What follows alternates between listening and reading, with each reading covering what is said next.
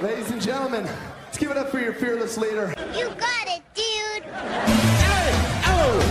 Let's go! All right. And here we go. Welcome back to the Here We Go podcast. I am Trent Gang. Got Colin Phillips back with me today. Colin, how we doing? Hey, not too bad, man. Not too bad at all. Couple frustrating losses in a row, but I can't wait to talk about it. Absolutely.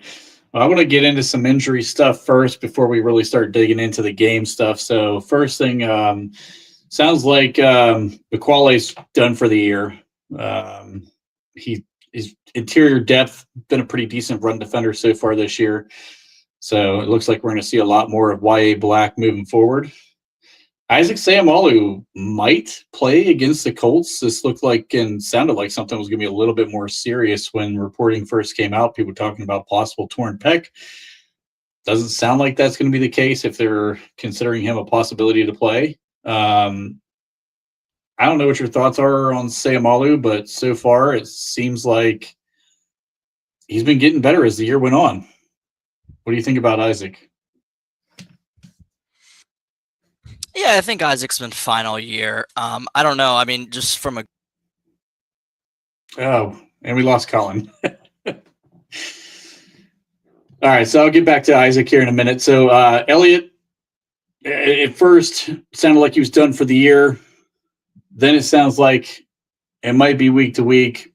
It appears now that he's going on IR with the trade to pick up Kyle Duggar. Duggar in basically just a pick swap. I mean, we send a 6th-round pick over to the Patriots. We get the make Smith join. We get a 7th-round pick in exchange. So I think that's probably going to be.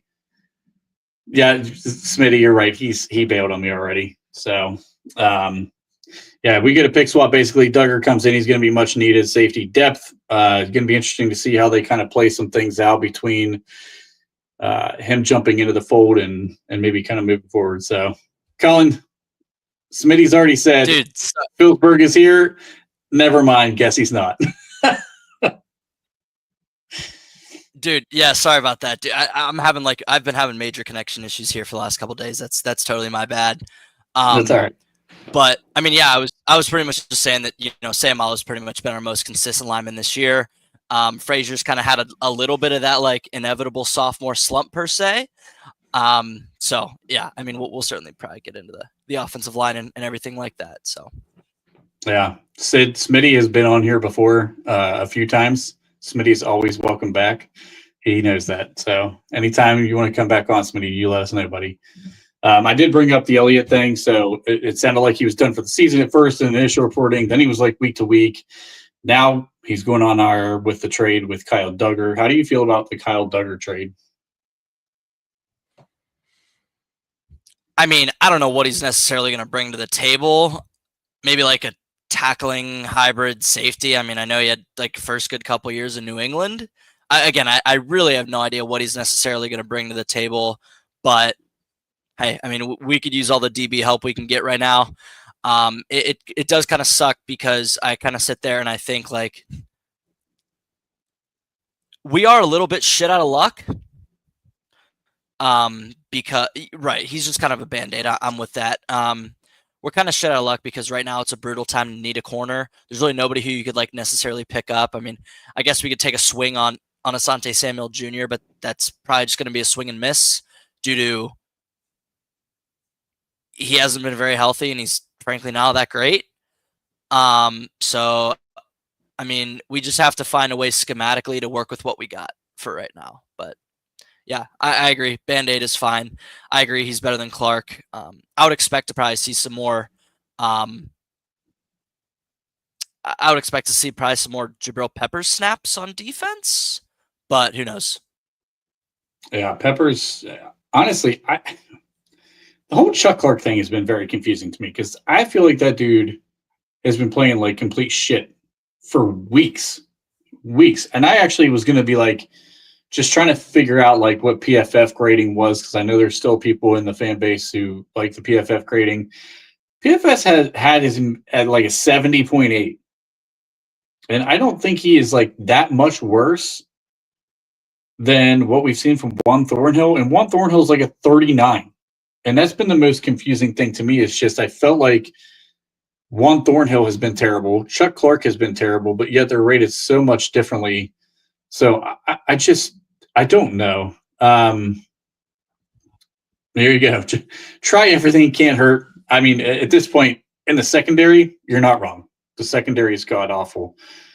I don't know, man. I mean, both safeties, Thornhill and Chuck Clark, have been just so bad that it's just almost impossible to say anybody should. I mean, there's nobody who shouldn't get a chance to safety at this point. Like anybody who's capable, play Peppers more. See what he's got in the free safety role. See what he's got in the strong. I don't care. I mean, we've got to make changes because it's pretty atrocious right now between the two of them. Yeah, I mean it's pretty bad. It's pretty bad. I had said, I'd said a little bit after Cincy's game, but Cincy was kind of like felt like more of a scheduled loss for me. But I had said it, especially after this game.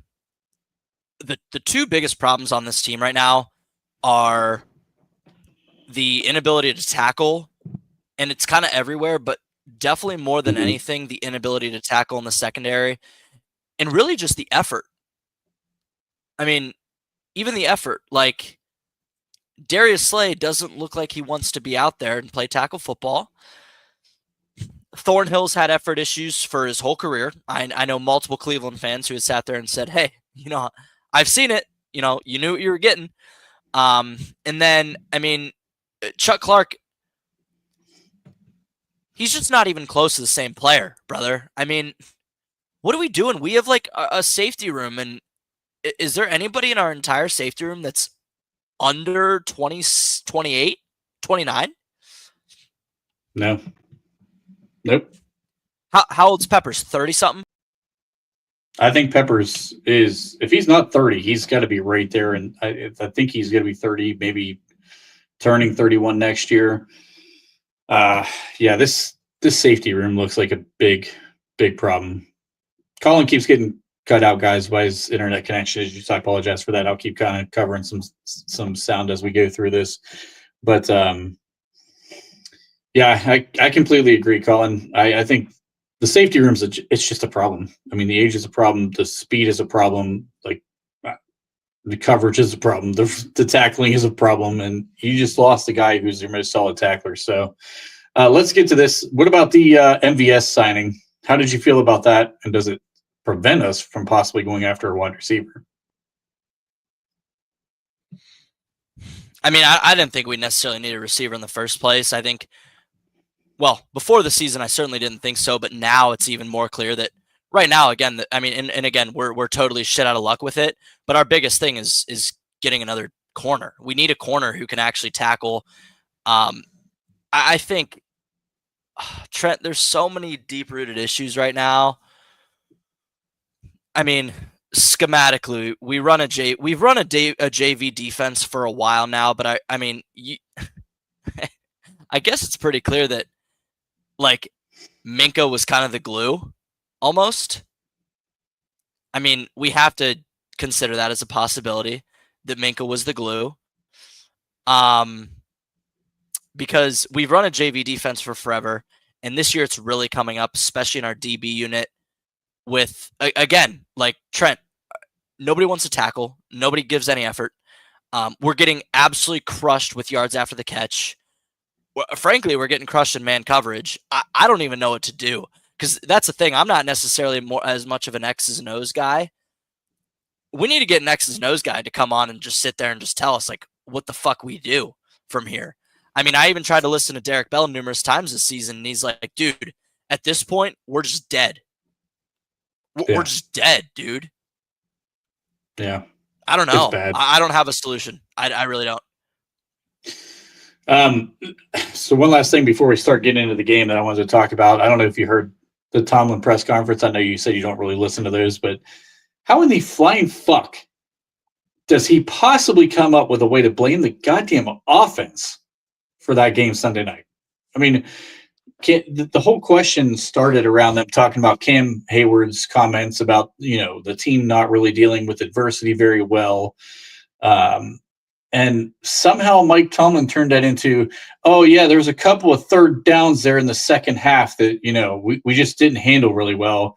The offense didn't handle really well. And I'm like, how the fly fuck of all of the problems do you come up with the offense that did score 25 points, just for the record, was the biggest fucking issue?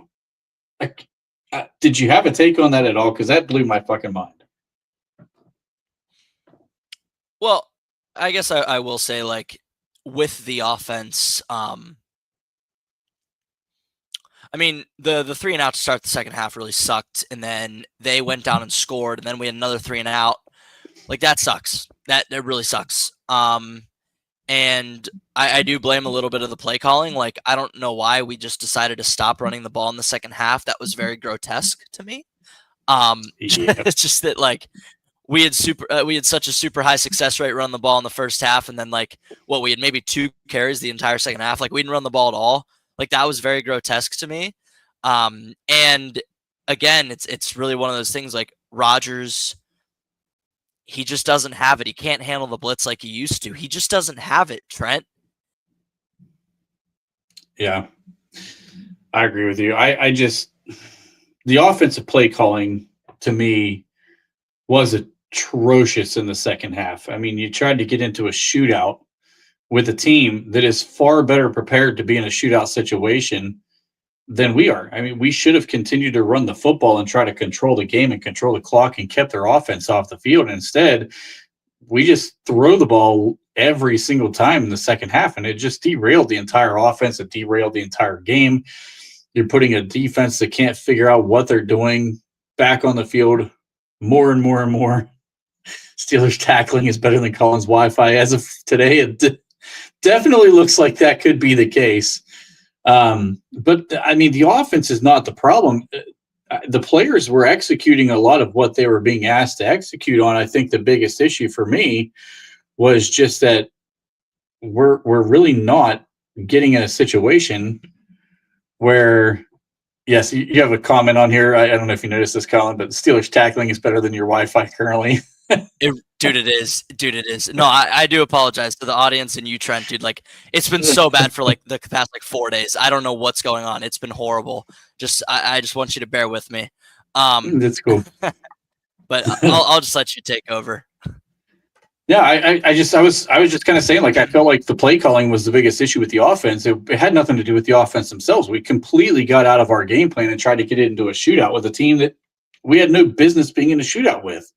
I mean, of course, Jordan Love is going to outthrow Aaron Rodgers in every opportunity. Romeo Doubs and Matthew Golden are going to be more effective in the pass game, theoretically, than DK Metcalf and Calvin Austin.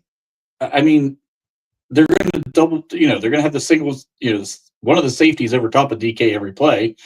And we just don't have the receiving core to beat anybody on the backside.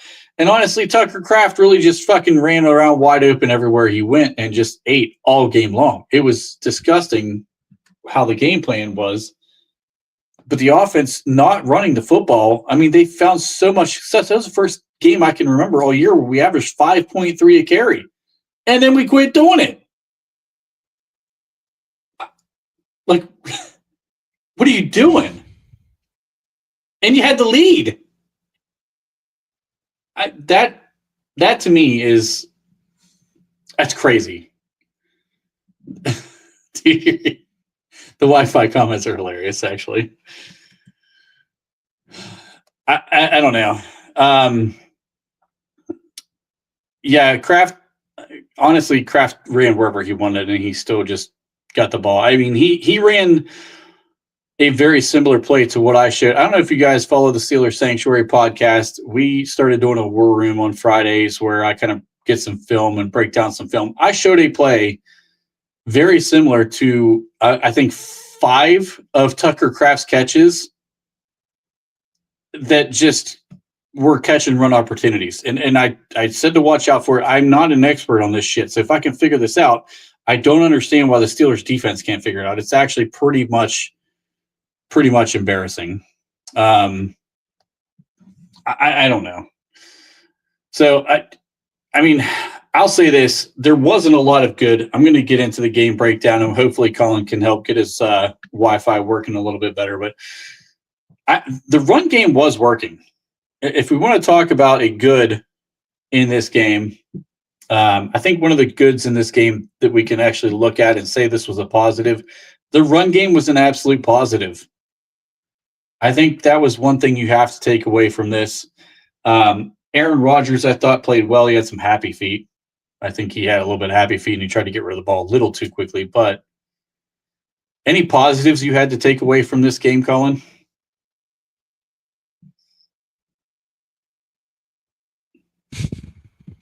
I mean, we ran the ball well in the first half. I think our tackles both played well. I thought Broderick Jones and Troy Fautanu both played well. I mean, Peyton Wilson finally had a really good game. It had Great been game all year. Yeah, he played really well. And then I mean, yeah, again, our tackles I thought played really. I thought our offense actually probably had their most complete game. Maybe. I agree. I agree. Yeah. Our tackles certainly had their most complete game. I mean, I don't have any other positives. Boswell. Yeah, Boswell. Yeah, Boz is always going to be on the positives list. It's hard to bet against that guy. I don't know. I agree with the offensive line part. Mason McCormick had issues with Micah Parsons. That was beyond a mismatch. But I felt like he had a rough game. Yeah, he did. Broderick Jones, I thought Broderick Jones played really fucking well. And I saw it. I think he got. Did you see his PFF grade by chance? I know you posted like a through week 9 or through week 8 grades. Yeah, I was posted through just to kind of give like weekly updates, but I'm pretty sure I think I vividly remember his pass blocking grade was 80.2. Yeah. And he faced Micah quite a bit. And Fautanu saw his share of both Gary and Micah. I thought, I mean, that's a good pass rush duo by the Packers. And if those two guys held up, that's a real positive sign to take away moving forward with this offense. And maybe it starts to give Aaron Rodgers a little bit of confidence to stand in the pocket a little longer instead of dumping the ball off a little bit more like he's been doing. Maybe he'll hold and try to give some receivers a little bit of time to work downfield. But I think there's a lot of bad to take away from this game. So I'm gonna let you start. You seem to have your connection going for a minute. Let's let you start with the bad. What do you think about the bad from this game? And right on cue. As soon as that there with him. I think the obvious is the defense was bad. The entire defense was bad. Peyton Wilson, I thought, had a pretty good game. I think Cam Hayward probably didn't get enough recognition for the game that he had. He had a pretty good game. He was really, really stout, really solid. He was a good reason why Jacobs didn't get going, to be perfectly honest with you. But, man, the secondary, Patrick Queen was terrible. Oh, my God, Patrick Queen's been terrible. I've been hyping Patrick Queen up all season thinking he's been at times, he's looked like an all-pro. But, man, he was bad in this one. He and Peyton Wilson had communication issues, but Peyton Wilson was all over the place. I thought he had a great game. Darius Slay.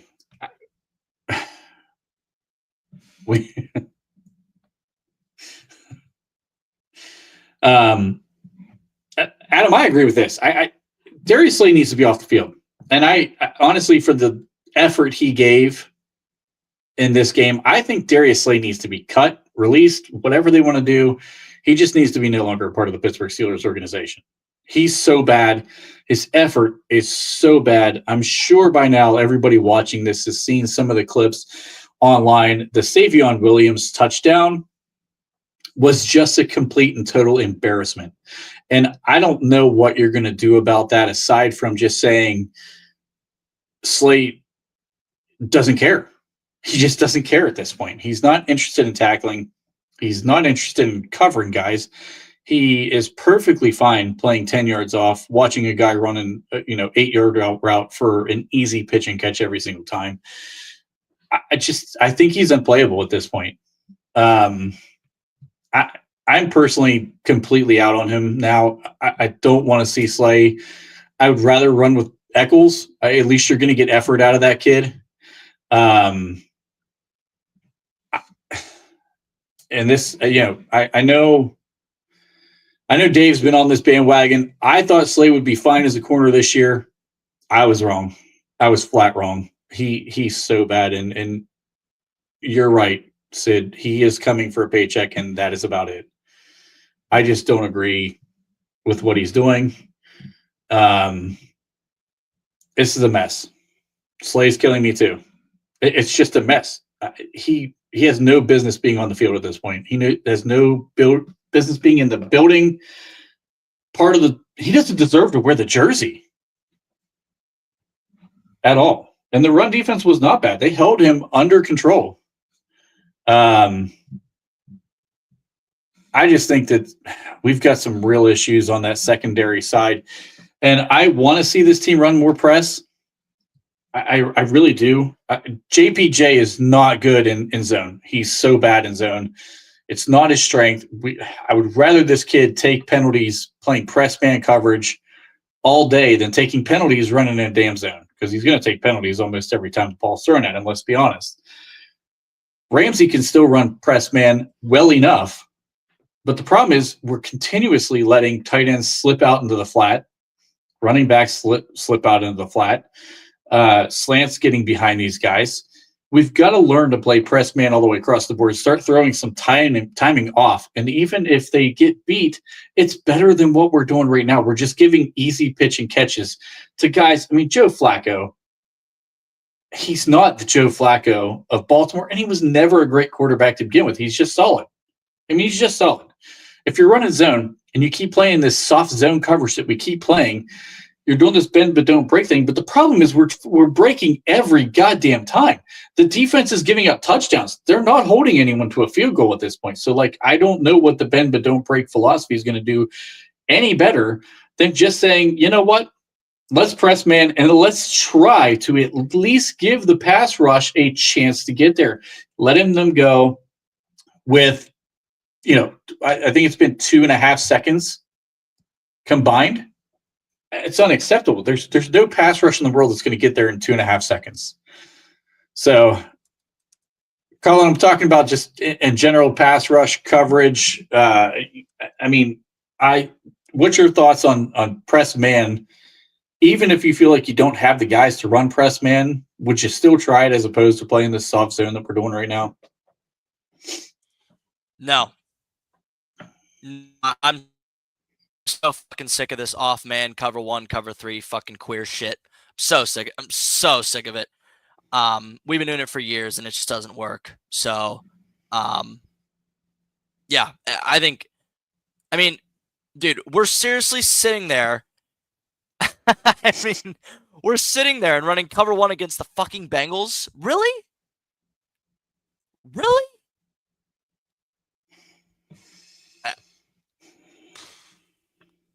I got nothing. I mean, if Tomlin isn't dead by 2030, we're gonna have to figure something out. I got my Jordan Love jersey in the closet right now, son. I got my Jordan Love jersey in the closet right now. I just don't know what to do at this point because it's obviously his system. It has been for years since Dick LeBeau. It doesn't get any better, and we're just going to spend $1 trillion a year on the defense to get really good, high-caliber players that are 31 years old each, and nothing's going to get better. It's all schematics at this point. Again, I was saying it on Twitter, or not Twitter. I was texting a couple of my buddies during the game. We don't run any stunts. We don't run any twists. We don't do any disguises. We don't disguise coverage. We don't even switch up coverages. We don't even switch up alignment for the most part.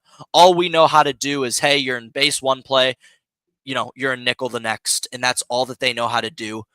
It can't stay the same. It can't stay like this, and it's going to be the same with Mike Tomlin. We're going to have spend $1 billion on the defense. Nothing schematically is going to change.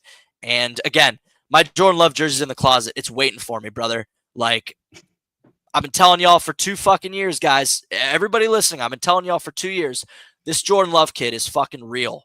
And he was 100% going to tear us up to begin with. And he tore us up worse than I thought he was going to. But it didn't come as a shocker to me. I just think that we're running the same systems, and frankly, it's the same type of players. We've had this issue for a long time, Trent, where it's like we have a lot of effort police, call outs. Yeah. We haven't been able to tackle for a decade. I don't know why we are so even like the highlights of the team, like in the 2010s, like the Shaziers. Like Shazier was always a shitty tackler. I mean, his tackling mechanics got him killed. Right, his tackling mechanics ended his career. That's why he will always be one of my most hated players ever, because he always did this thing where he'd lead his head right into somebody's gut, and it finally bit him in the ass, and it totally ruined the season. But it's always. Yeah, I agree. I mean, it seems like just a complete recycling of the same old garbage that we've been dealing with for far too long under the Mike Tomlin era. I just don't know what else you could possibly imagine that's going to happen through this. I don't know. I mean, I personally, I think that I think you have to try. You have to at least try to change something up and try to force the quarterbacks to hold the ball a little bit longer. If that means you have to sell out to defend the pass and possibly give up some run game, right now you've got 2 weeks where quarterbacks have gone well over 350 yards passing against you. You can't just keep doing what we're doing and expecting a different result. It's just not going to happen. The safeties are bad. There's no doubt about that. But my problem, I think, is schematically we keep trying to run Chuck Clark and Deshaun Elliott against these tight ends, and they're not covering them. Peyton Wilson is a better option at this point to try to run with these guys and let the safeties play 2 deep safety over the top and still run the press man on the front side. At least give yourselves an opportunity to start something. And then coming out of that 2 deep look, you can start to rotate one of the safeties in toward the middle of the field where Peyton Wilson's not going to be at anymore. Like, you just have to try to do something different to get the quarterbacks to hold the ball. If you don't do that, then all of this money we have invested into Cam Hayward, Alex Highsmith, TJ Watt, it doesn't matter.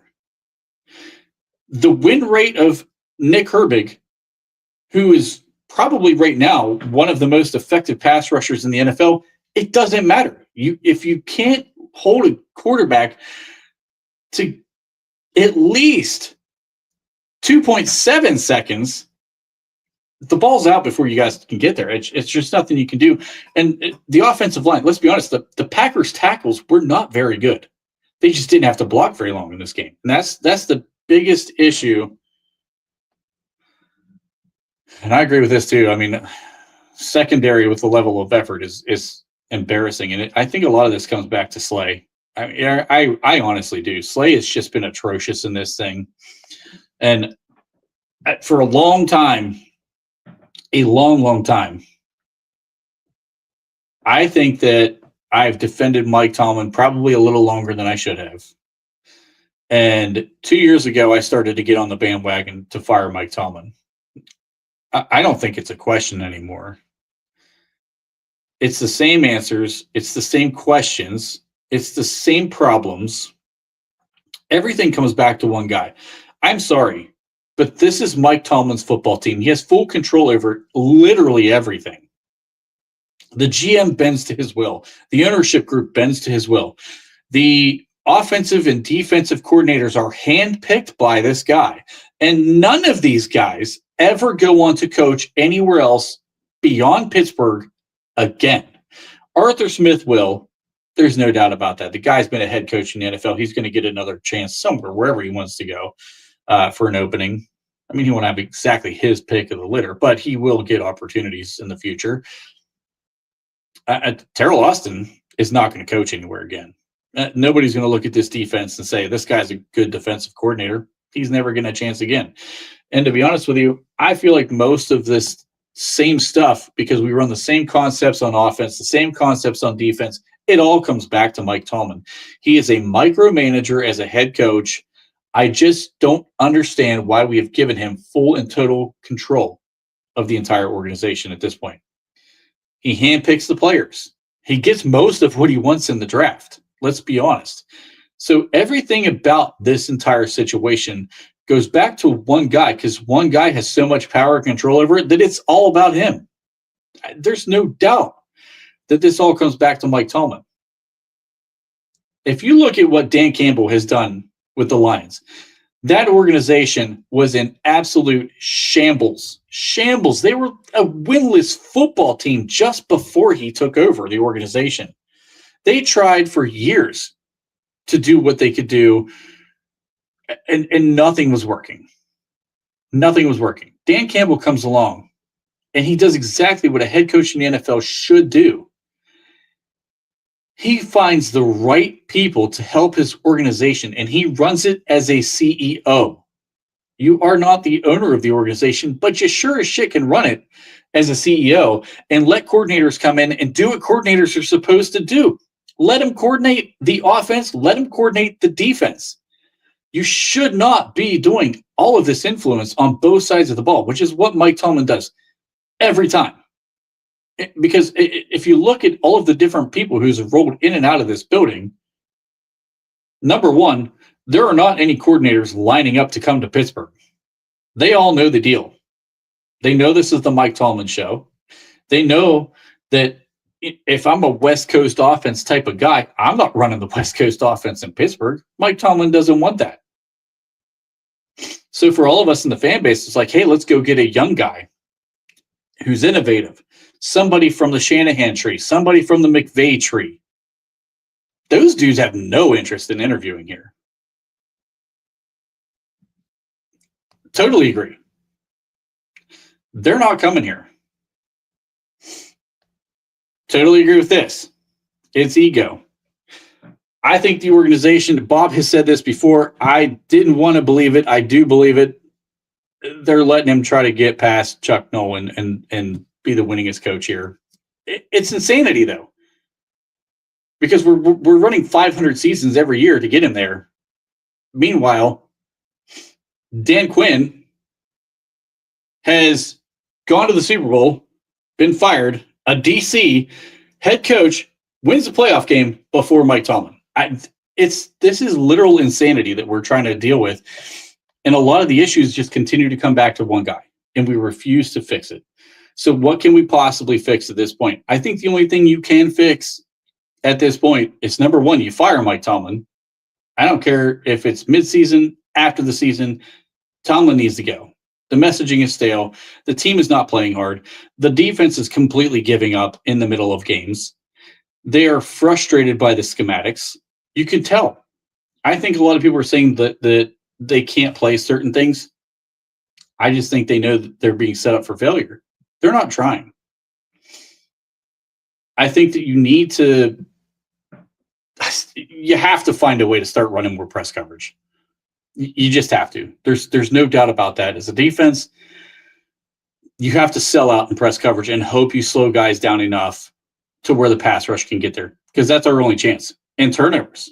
If we do not get turnovers, we don't win games. I mean, we've squeaked by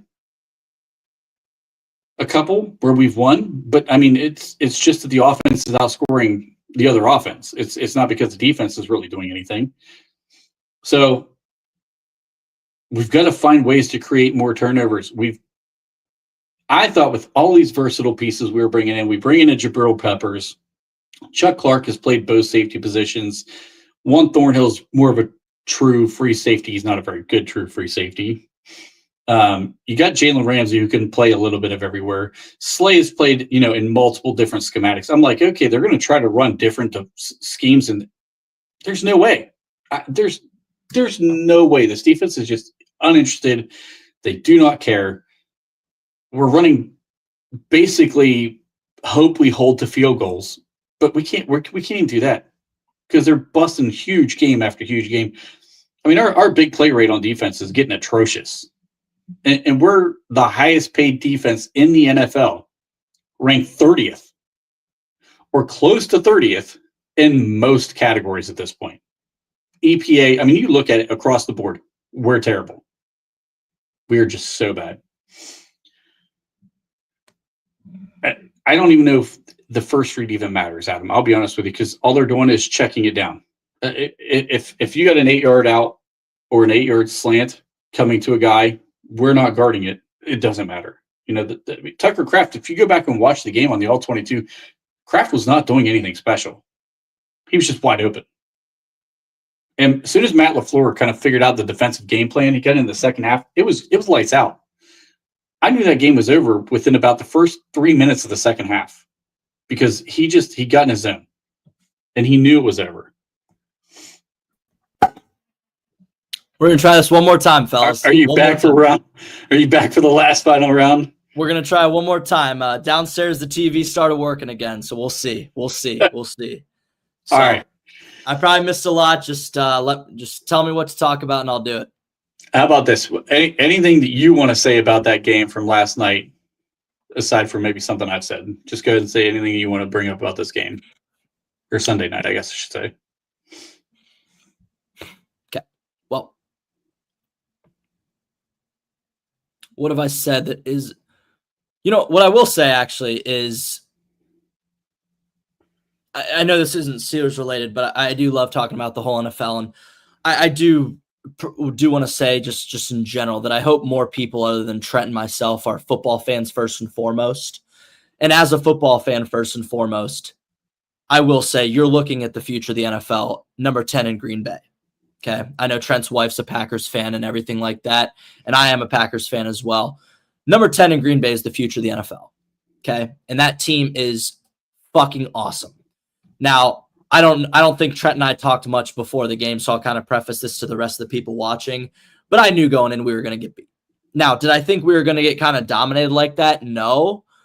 But we were going to get beat because we just played a really good team and a really fucking good quarterback. I mean, truly, like we're talking about a really good team and a really good fucking quarterback. I will say that, if anything, we do need to beat one of Indy or LA. We don't have a choice. The season's over if we don't win one of those games, in my opinion. Trent, I don't know what you think, but in my opinion, if we don't win one of those two games, the season is just absolutely shot. But I just think we got outclassed by a team that's much better than we are. And really, we've all been thinking it's just another classic Tomlin getting outcoached by a coach that's better than he is. I mean, add Matt LaFleur to the list, guys. Add Matt LaFleur. So we already have like the known obvious 7-8 coaches. Well, you can add Matt LaFleur. And soon enough, you can add Mike Vrabel right back into that list because that Patriots team is fucking good and they don't have nearly as many good players as we do. So, I mean, that's really all I have to say about the game on Sunday night is that played a really good team. And that quarterback is really fucking good. So, yeah. I asked some people to throw some questions in the chat we were going to address at the end of the show, but since you've been having some issues, let's talk about this one first. Yeah, sorry again, guys. So what's the move to replace Isaac? Move Spencer Anderson inside, abandon the big packages work so well. Do they play Pete at guard, keep Anderson in the big package? What do you think about that? I mean, I would imagine Spencer Anderson takes over. I think he's been fine as a 6 offensive lineman, especially from a pass perspective. He's not a great run blocker, but this offensive line really isn't built to run block anyway. I think Andrews Pete will probably be the 6 offensive lineman. Trent, you? I thought about Calvin Anderson. Okay. Possibly being that guy. He's already a tackle. He's a swing tackle with that, so he can play both sides. Pete has played both inside and outside throughout his career. He's a better guard. But I think Calvin Anderson, we saw him play a little bit last year, and he was okay. He had one really bad rep, but I mean, he was okay for the most part in the time we've seen him. So I don't think they abandon that package. If they can find a way to make it work, if Isaac does not play Sunday, which I'm not sure that Isaac is definitely out from anything I've seen so far, but if he can't go, Spencer Anderson, number one, should start because I think he's played pretty well. He's earned it. In what we've seen him. And to me, I think it's going to be Calvin Anderson that ends up being the big package guy.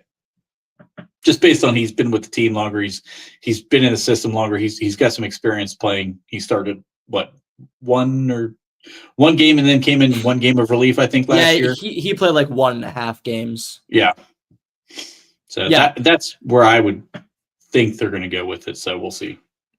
Well, the good news is Trent, PFF did load. So I think we are back on track with it. PFF originally when I was before all the debacle went on, I wasn't able to load PFF or any like RBSDM or anything like that, but it's actually loading and it's working fast. So let's cross fingers here. I know you'd asked about our squad. So Broderick Jones had a 72.2 grade, easily the highest grade he's had the last 2 seasons. And I was wrong. It was an 80.5 pass blocking grade. Now, I wanted to shout out my brother, Troy Fautanu. 80.0 offensive grade. He had the highest offensive grade on the roster. Yes, ladies and gentlemen, against the team that has Micah Parsons, Lucas Van Ness, and Rashawn Gary. The highest grade, and a very good linebacker unit, the highest graded offensive player is my guy, Troy Fautanu. 80.0 offensive grade, 86.7 run blocking grade, and 69.7 pass blocking grade. If we can get that, my friend, we are signing a new 4-year, $100 million deal to a new offensive tackle next year. So, I mean, he's finally put together what we've been waiting for since he got drafted. You and I have both been very high on him since day one. Yeah, for sure. You and I were both 2 of the catalysts of Steelers FC that said, hey, this Fautanu kid's a beast. Okay. Yeah. I mean, I was super happy with it. He's probably other than DK, my favorite player on this offense right now, maybe Frazier and Rodgers, but regardless. Great game from Fautanu.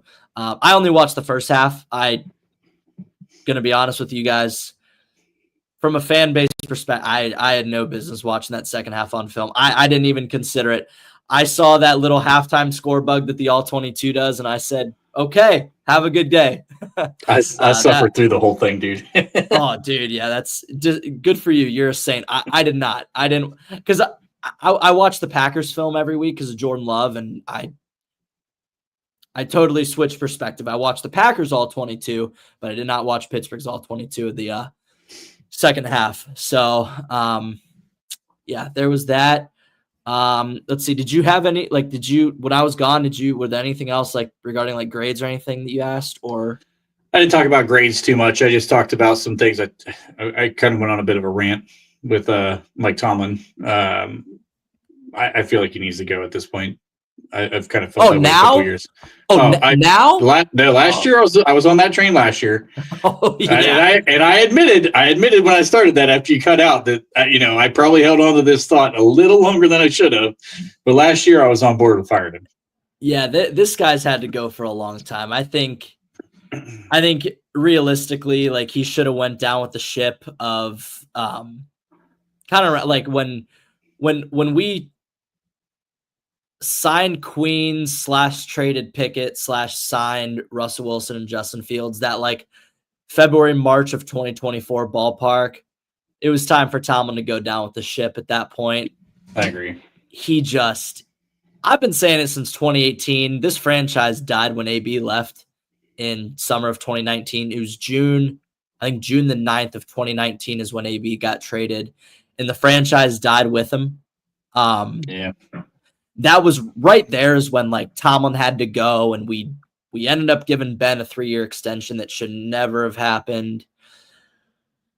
Yeah, we could do a trillion of these things, Trent, but he's had to go for a long time. And like I had said, guys, it's not going to change. This has been the same team with different personnel for the last 6 years. The defense is never going to get any better than it was in 2019 because at least Keith Butler had a say so. But even then, it's just not going to get any better because it's Tomlin's defense and he runs a JV scheme. It's going to be the same defense with $1.5 billion invested in it, with a shitty coaching staff, with a shitty scheme that doesn't do any twists, stunts, disguises, change-ups in alignment, anything. So that's all I have to say about the defense. Well, let's talk about this. Potential trades. So let's talk about this. Number one, should we even be buyers or should we be sellers at this trade deadline, knowing what we know about this team?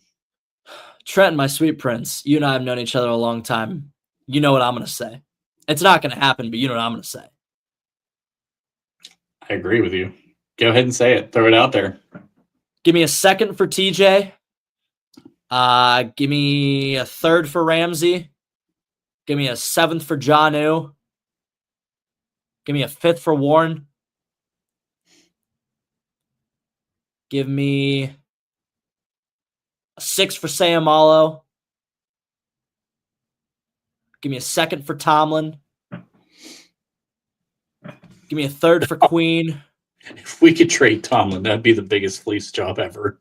Give me a third for Cam Hayward. Cut Slay. Give me a third for JPJ. Give me a second for Boswell. I think that's it. Give me yeah, that's it. That's it. Guys, we have to blow it up.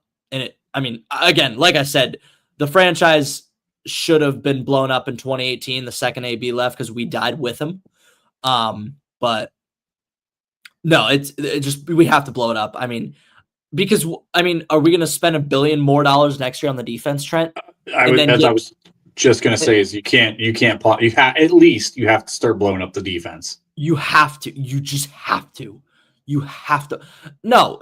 Are you kidding me? Kid, Buffalo would give us a second for TJ Watt right now. That team is depleted to death on defense. They would give me a second and probably a first.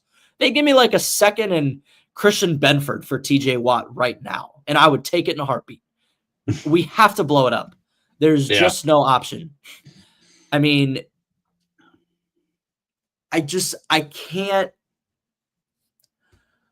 can't do another 5-6 years of spending $1 trillion on defense. I'm going to cry when TJ Watt retires. I'm going to be upset when Cam Hayward retires. I'm going to be really upset when Highsmith doesn't get an extension. I was really upset when Minka got traded. It's going to be the same bullshit. This is part of what we think we would like to see happen, not necessarily. He doesn't think this is going to happen, but absolutely. No. If it were me, if I'm looking at the defense, Peyton Wilson, Y.A. Black, Derek Harmon, I think that's my untouchables right now. And basically, if you're on a rookie contract and you're not coming up for an extension, just on defense, defense. Everybody else, it should be on the trade block for me. You want to go get TJ, go get TJ. You want Alex, you can get and Herbig. Herbig's the other one. I would probably keep Highsmith. I'm done with Highsmith, personally. Well, get TJ the fuck off my team. Don't mind that. Don't mind that, guys. Don't mind that. That just eliminate it from your memory. I don't have that because number 9 is dead. He's dead. He is dead, brother. You're getting fucking. I'll be honest with you, Shower. I don't think we're drafting a quarterback next year. When we're at the point where Luke fucking Musgraves is sitting there and just totally sealing TJ on a duo run play, it's over. It's over. Number 90, it's over. I was really happy we signed him and gave him the extension. That's my Me too. guy. Me He too. is, other than AB, we're talking, I mean, what? AB, Mendenhall, DK, TJ, probably. I really like Lawrence Timmons, so maybe Timmons and TJ. That's probably my top 5 favorite players of my lifetime. I mean, TJ, that's my hero. That's my GOAT. But he's dead. He's dead. I mean, again, when you're getting sealed off by Luke fucking Musgraves on a duo run play that scores a 6-yard touchdown, you're dead. You're dead. Get a second from Buffalo for him. Get a third from Philly. Get a third from Washington. Get a second from Kansas City. Get a third from Baltimore. I don't fucking know. He's dead. You got it, but you need to keep your good pass rushers. You still have to have Highsmith and Herbig. You just have to. But yeah, I think you and I named the 5 guys that I think shouldn't be touched, but you have to blow it up. And Trent, I will say I totally disagree. I mean, the only chance we have with Tomlin as a coach on this team, because Tomlin's going till he retires. Right, he has a no trade clause. He's going till he retires. The only chance we have to even have a chance at competing ever again is we find a way to get Rodgers for one more year and have Ty Simpson learned under him. Everybody who knows me knows my opinion on Ty Simpson. He's that dude. So I think he's the first one. I think he's the first guy going off the board. Okay. Then Mendoza. Thank you. Teams are going to like Mendoza first. I personally like Ty Simpson more than I like Mendoza.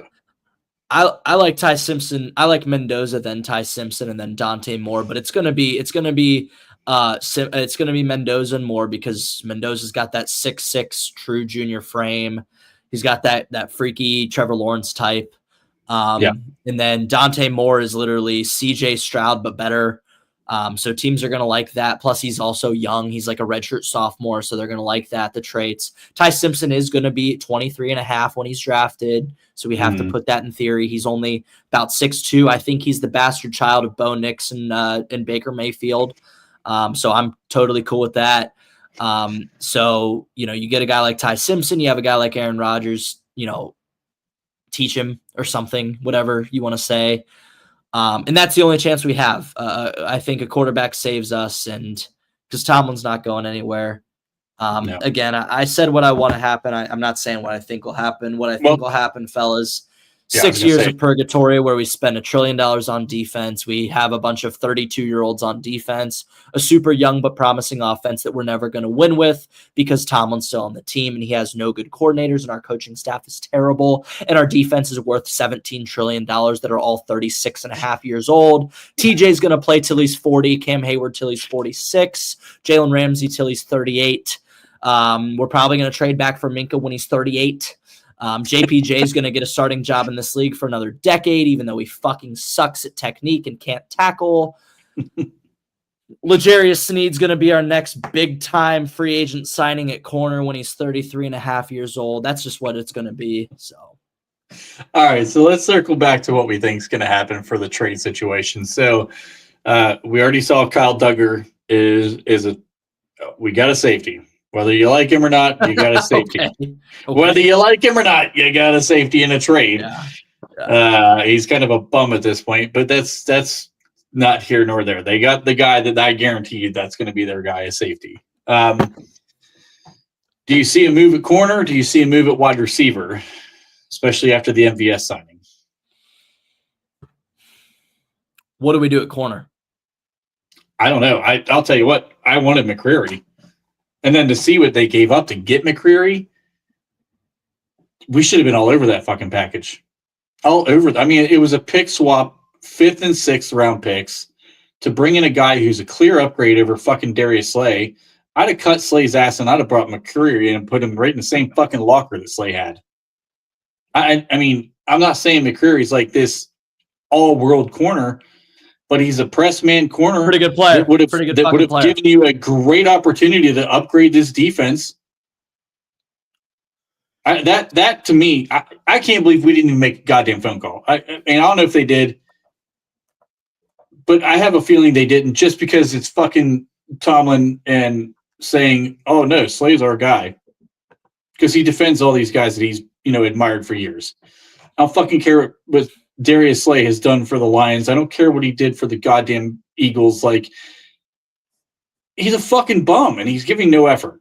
McCreary is a player I would have loved to have had matched up with this secondary.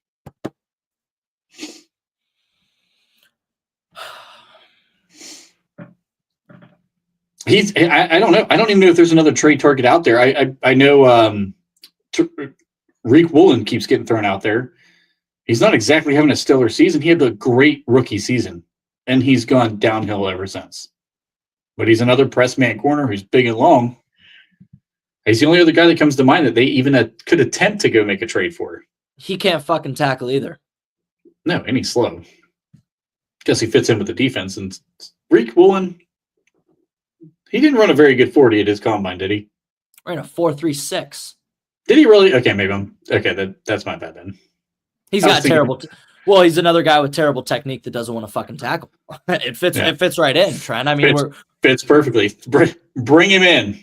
You fucking kidding me, dude? Dude, trade a first for him.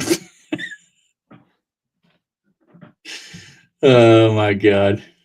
Trade a first for him. I mean, I agree with this. I think the D looks very completely dejected right now. I think they're like. I wouldn't give a second round pick for Watt, son. I'd get a second round pick for Watt in a heartbeat. Yeah, I agree. I think Austin does have to go right now. I mean, even if you want him to be because the problem is with Tomlin is, I mean, and I hate him more. There's nobody in this world, and I think you guys have been listening to me for a long time, kind of spew my opinions. There's no one in this world who hates Tomlin more than I do, brother. But these guys, unfortunately, they really love playing for him. They do. Really do. So I think Terrell Austin does need to be the axe. He really does. He's got to go, like yesterday. I don't know who fills in for him.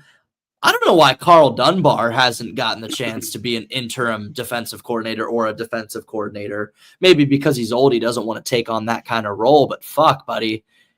He's the best coach we have on the roster. Easily, like not even fucking close. Maybe Danny Smith. I think that's exactly why he's not going to get and Austin's not getting fired. I'm going to tell everybody right now, he's not getting fired. He is Tomlin's fall guy. And he's going to take. He's going to take all the beating. Thanks, Greg. Hey, listen, fellas, this is a win-win for me, brother. I told y'all how damn good Jordan Love was, and y'all didn't want to listen, and now y'all know how fucking good he is. He is the MVP of the sport. He's the best quarterback in the league. Get out of my face. But with that being said,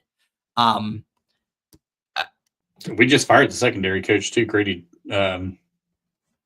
just got fired this offseason.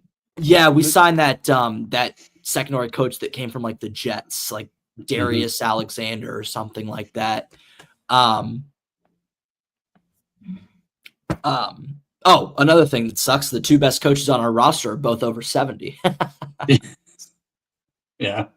Our special teams coordinator and defensive line coach are both over 70, so we're fucked. Maybe that's the key. Maybe Danny Smith just needs to just chew up enough gum, throw it in the gloves of the corners, and they just start sticking to the DBs or to the receivers they're covering. Maybe that's the press man we need. The gum bolts the jersey, slows down some receivers. We just solved this. We're good. Brother, you just added another 17 JPJ holding penalties. 17. No. 26. 26 holding penalties. Oh, Gerald. Greg's got us. Good. Yep. Close enough. Kenny Pickett, Kentrell Pickett, same fucking thing. They're both nobodies. Jerry Jones gives away all the team's issues. Art Rooney. He needs to die too, but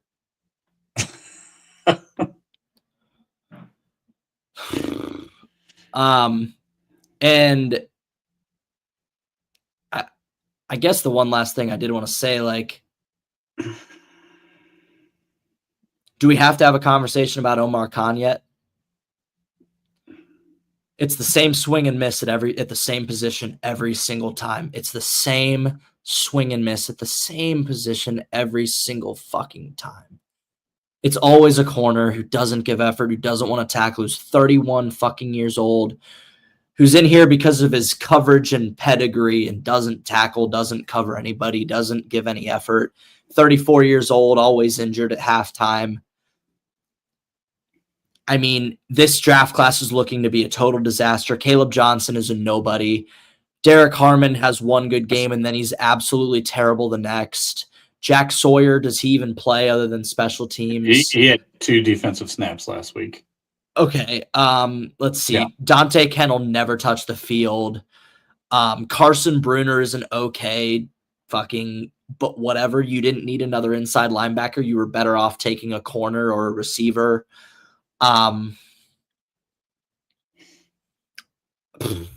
Brother. I mean, even we're 8 games through the season, and that 2023 class looks terrible too, Trent. JPJ fucking sucks. Keanu Benton's been the same exact player for 3 years and no development whatsoever.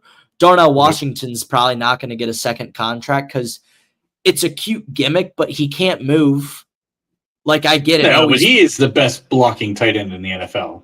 He's 300 pounds. He can block somebody, but he can't really move. He's kind of a fucking offensive lineman who plays tight end and wears number 80.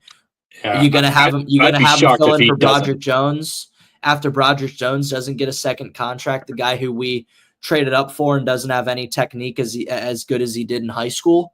I mean, even that 23 class is looking to be a disaster. I mean, before we know it, we're in 2026, week 8, having the same conversation about the 2024 class that looks like shit. I mean, guys, we're in a brutal spot. I mean, I know this is just bringing it out of me because the Packers beat us and the Bengals game was terrible, and I haven't really gotten to spew my opinions for about 3 weeks now. But, dude, it looks really, really bad, and I don't have anything else to say other than blow it up and kill them all. What did Bane say? Bane in The Dark Knight Rises? Give me a quote of his. Somebody in the comments give me a quote of his that just is along lines of, like, kill everybody until you can't kill or something. I don't know. Like, something. Like, I don't know.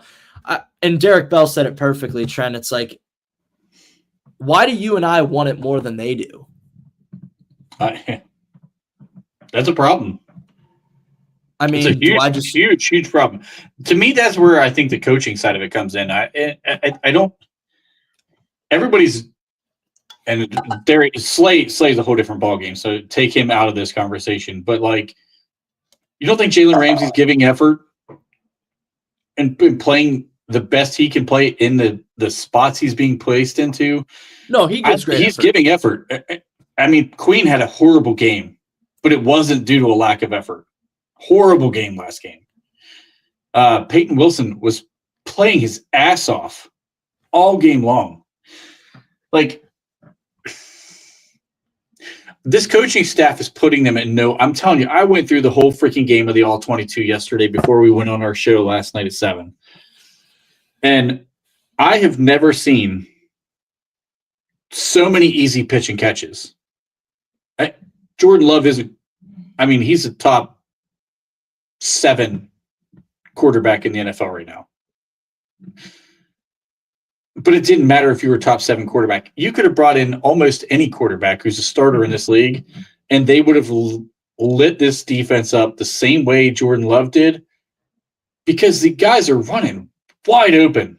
I mean, there's no threat of an interception. There's no threat of a freaking broken up ball.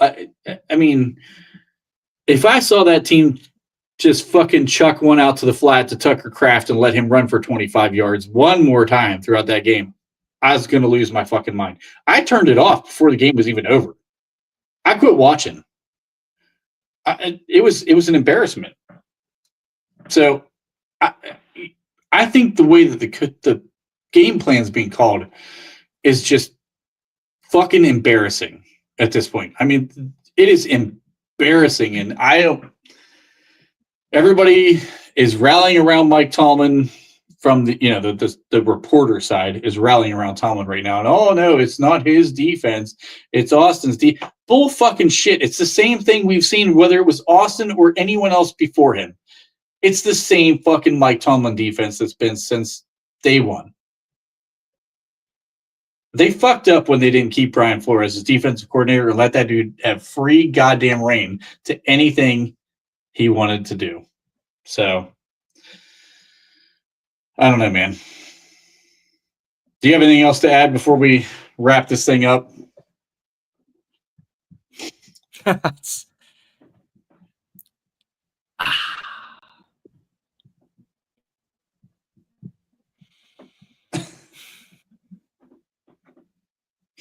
If we get boat raced by Indy, I think we have to have a serious conversation about everybody. Oh, everybody. I'm guaranteeing we get boat raced by Indy. They're going to smoke us. Oh, I posted on X that there's a legit shot we get beat by 40. And I'm not joking. I'm pretty serious. I'm not even exaggerating. There is a real shot we get smoked by 40 in that game. So that team's for real. Well, that's about it. I mean, I got nothing. I think I've said everything I've needed to say. I'm, obviously very frustrated. I don't even think frustrated is a good enough word. I guess that's for lack of a better term. I'm frustrated. All right. I think Colin just lost service again. So we are going to wrap this thing up for tonight. The chat, you guys were on fire. I really appreciate everything that you guys were throwing out there for us. It was a lot of fun to talk about. Not fun might be the wrong word. A little bit miserable to talk about, but we appreciate you nonetheless. Well, I would like to say Tomlin, but I don't think that's going to be the case. But appreciate you guys staying in here with us. As always, like, share, subscribe. We will be back every Tuesday at 8 p.m. moving forward. Until next time, thank you. Have a great day. Just smile and wave, boys. Smile and wave.